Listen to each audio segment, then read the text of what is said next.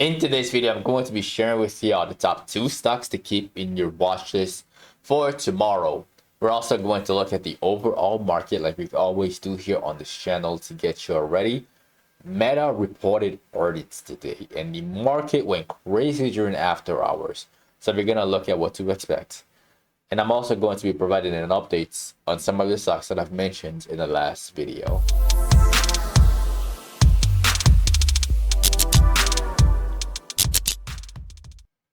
Y'all, let's dive right into it right off the bat. We got the Nasdaq futures, and in the last video I gave you guys a warning. I told y'all that I was a little bit on the edge because I'm not convinced that this was the real bottom for good reasons. All right, I told y'all there is a lot of big cap stocks, large cap stocks that have a lot of gaps at the bottom that need to get filled, and until that happens, the market wouldn't be like on a complete tear for months and months and months. And so far, what I warned you about actually happened. I mean, not completely, at least. The Nasdaq, I thought it could go a little bit higher in the morning. I thought it could actually breach 17,800 and get to this level. It tried, like it really tried, and then it got slammed back down into a very bearish pattern before falling through throughout the remainder of the day, throughout the middle of the day, which is what I was expecting. All right, and right now what you're seeing is the continuation of the downtrend after a rejection right there of the moving average. So far so bearish. The next level to watch on the way down stretches from the beginning of 2000, or actually the end of 2021. Eventually it's going to reach it. Let's look at QQQ, that way we get to see the gaps in between. So this is QQQ, all right, and then we have a gap right here which that previous level of resistance, it goes right in the middle of it. All right, so this gives me a little bit more confidence that we're actually going to reach it sooner rather than later. All right, we're also going to look in here, and this is what I meant by the points where everything really started to turn bearish, right here, right when this thing formed. First we have the push in the morning, and then we have the rejection followed by the descending triangle followed by the breakdown right here for a shorting opportunity down to 424. And then later on, this is the results of Meta reported earnings. We're going to discuss it. Again, we're going to discuss it. But for now, let's look at the first stock to keep in your watch list. The first stock that y'all should be having in your watch list is reporting earnings tomorrow, and that one is them, Newmount Corporation. All right, this stock typically moves with gold.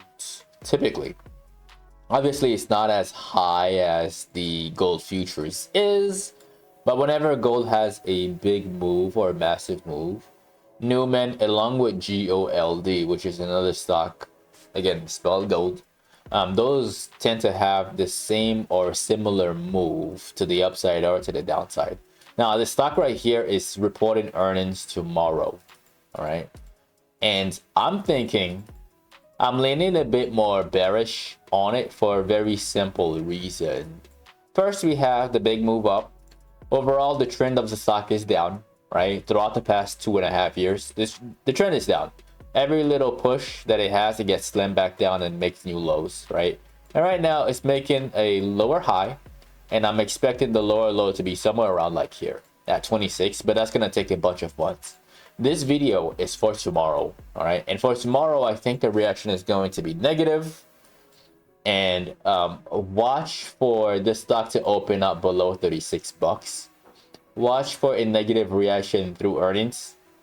And for an opening like that, just a red candle like this would give confirmation of a potential drop to $34 by the end of the day.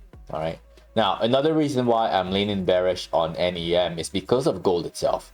If we go on GLD, which is somewhere around, there it is, found you. All right, so this is GLD.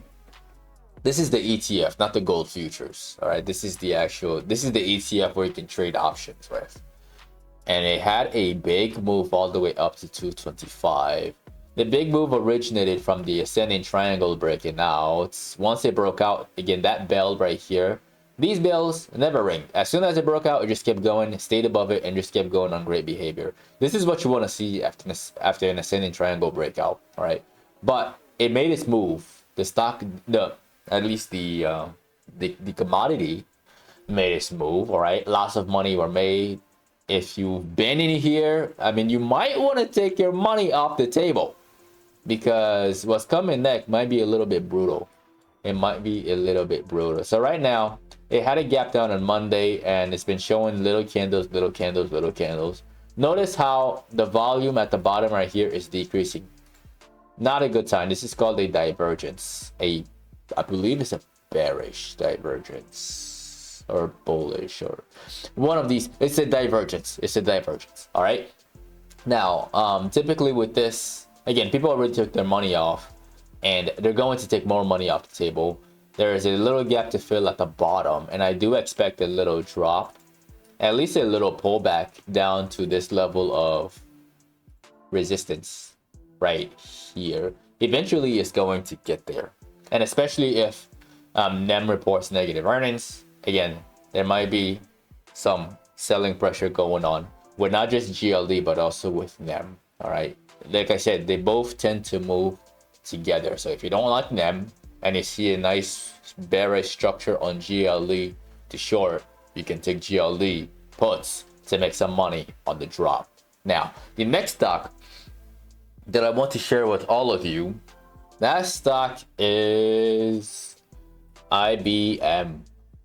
And IBM looks like this. Let me erase this thing. Let me clean up the chart real quick.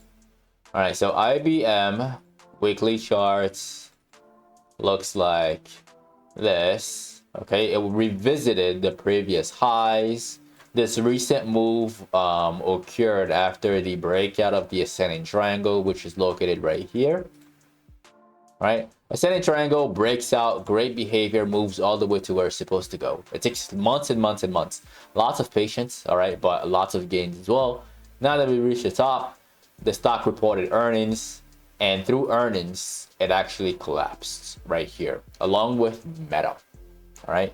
Now, this one, the gap on the left, there's two gaps to fill on the left. There's one at 175, and then there's another one at 166.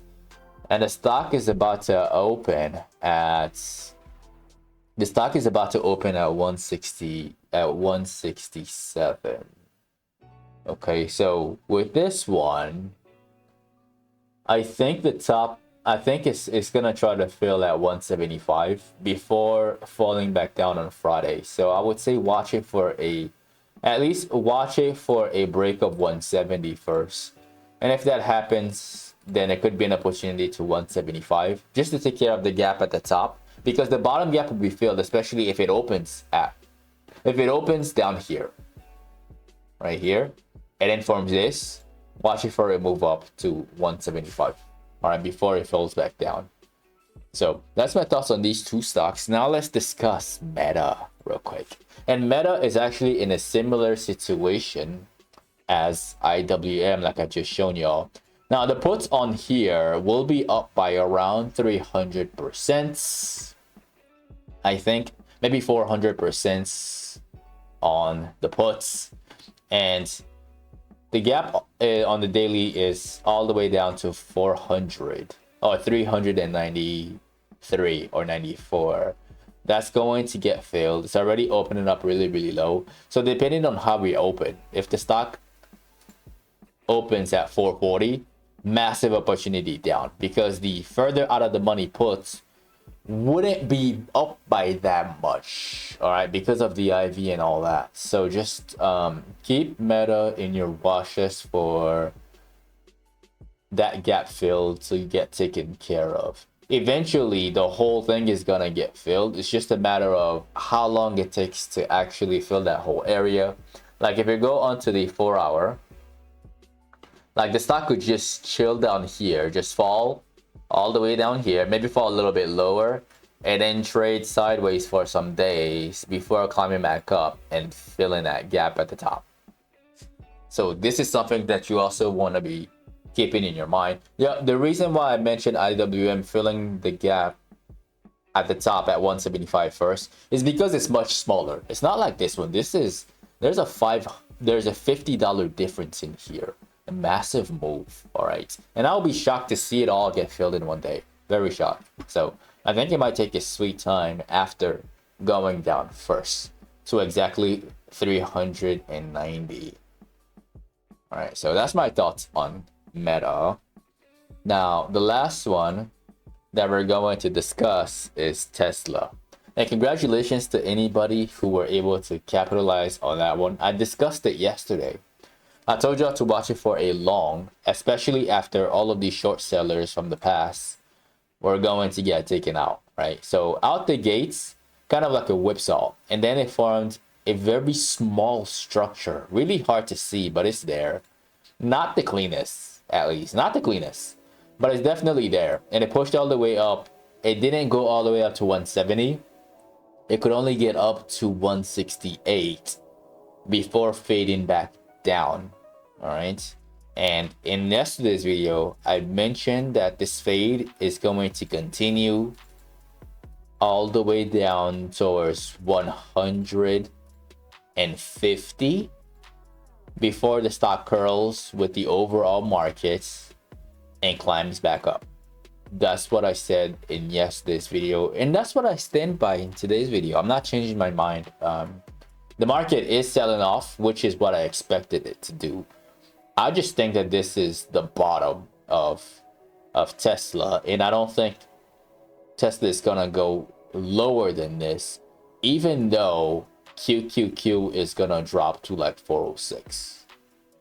All right, so that's my thoughts on all of these stocks, and that is the end of the video. Do not forget to annihilate the like button. As always, remember, I make these videos from Sunday to Thursday at exactly 10 p.m. Eastern time. So definitely click on that subscribe button and click on that notification bell. That way you get notified whenever I release these videos. If you'd like to be part of the private Discord community where you can get all of this information in real time as I see them, you can find that as the first link in the description of the video below. Don't forget to follow my social media at Paul Nguma and the Patternology Lab on Instagram and on X. And lastly, to get some free stocks with Webull, you can use the third link in the description of the video below. Once again, ladies and gentlemen, this is Patternology Lab, where we trade patterns only. And I will see all of you in tomorrow night's video.